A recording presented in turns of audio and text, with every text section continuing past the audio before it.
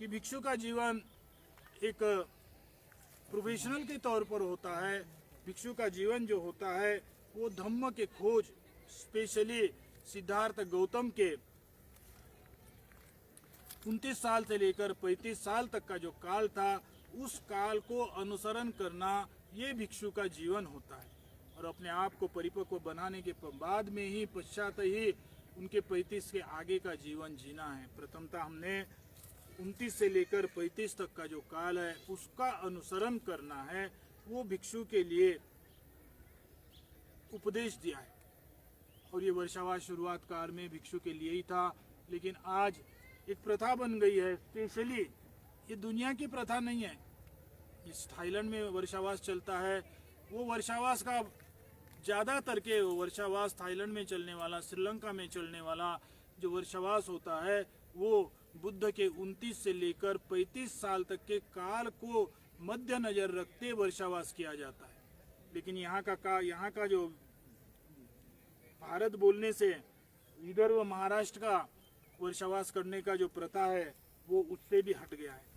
Waste Bengal में भारत एक हो वेस्ट बंगाल में तो आज भी वही वर्षावास किया जाता है जिसमें सिद्धार्थ गौतम के 29 साल से लेकर 35 साल तक सिद्धार्थ गौतम जिस तरह जिए, उसी तरह का काल, उसी तरह का भावना, उस काल में सिद्धार्थ गौतम ने जिस तरह कदम बढ़ाए, सिद्धार्थ गौतम ने जिस तरह विचार किया, भावना रखा, उस भावना को ये 3 महीने के बीच में, ये 3 महीने के कालावधि में महत्व दिया जाता है कि सिद्धार्थ गौतम ने 6 वर्ष कैसा काल जिया होगा, कैसे साधना किया होगा, कैसा जीवन जिया होगा, उसके ऊपर महत्व रखकर ही भिक्षु का जीवन आरंभ रहता है।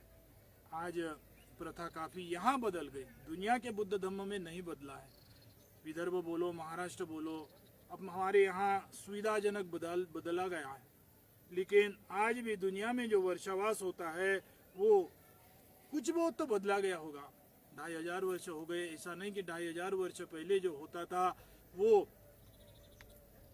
उसमें और आज दुनिया में जो वर्षावास हो रहा है उसमें एकदम सरीका है। लेकिन एकदम तो सरीका नहीं होता है, लेकिन यहाँ तक तो नहीं बदला है कि पानी का तेल बना दिए या तेल का पानी बना दिए।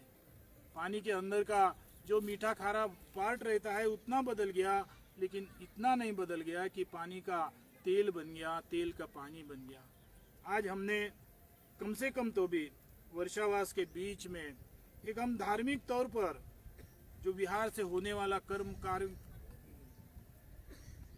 कर्म होता है, जो धम्म का नाम लेकर होने वाला कर्म होता है, कम से कम उसमें तो भी बुद्ध का जो 29 साल से लेकर 35 साल तक का काल था, स्पेशली इस 3 महीने के बीच में जो सिद्धार्थ गौतम के 6 साल का काल था, उस काल को मध्य नजर रखकर ही ये 3 महीने बिताना चाहिए, वर्षावास का काल बिताना चाहिए।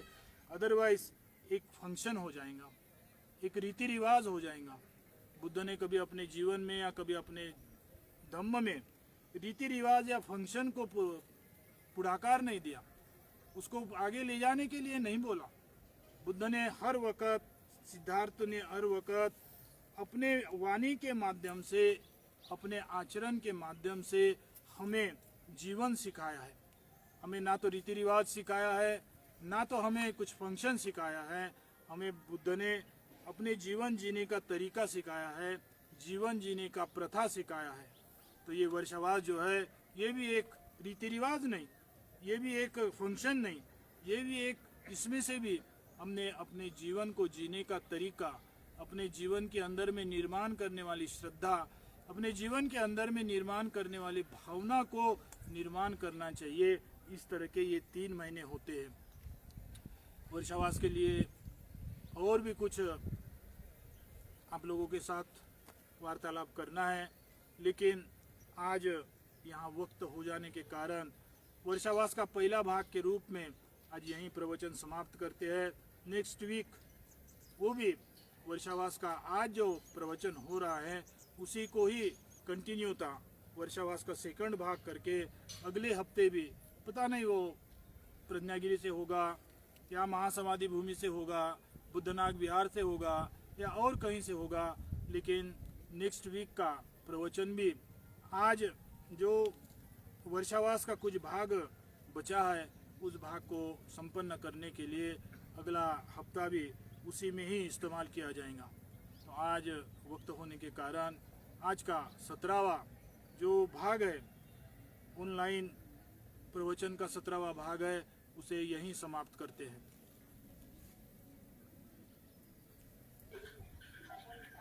जी विरेन जी, मैं पूजा आचार्य जी से अनुरोध करती हूँ कि वे हमें आज आशीर्वाद गाथा प्रदान करके आज के धम्म प्रवचन का समापन करेंगे। नत्थि मे शरणं अय्यं बुद्धो मे शरणं वरम् एतेन सच्च वज्रेण होतु ते जयमङ्गलम्। नत्थि मे शरणं अय्यं धम्मो मे शरणं वरम् एतेन सच्च वज्रेण होतु ते जयमङ्गलम्।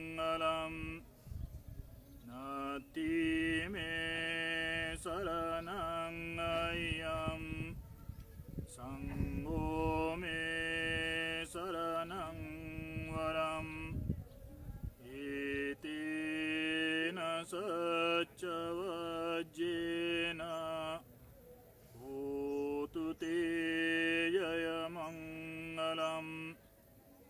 इमाय बुद्धपूजाय कथाय शुद्धचेतसा